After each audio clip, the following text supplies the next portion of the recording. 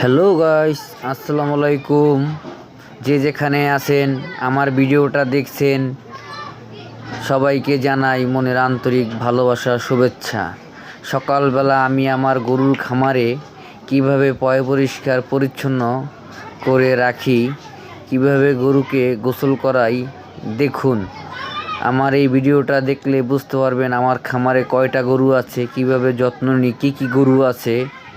সকলে আমার গরু দেখে বলবেন মাশাআল্লাহ, আমাকে উৎসাহ দেবেন। আল্লাহ জানি আমার খামারটা অগ্রযাত্রায় আগামীর পথে নিয়ে যায়, আমি জানি সাফল্যর দোরগোড়ায় আমি পৌঁছাতে পারি, এই আমার আশা মহান আল্লাহ পাকের কাছে। আপনারা সবাই আমার জন্য দোয়া করবেন, আমার গরুর খামারটার জন্য দোয়া করবেন।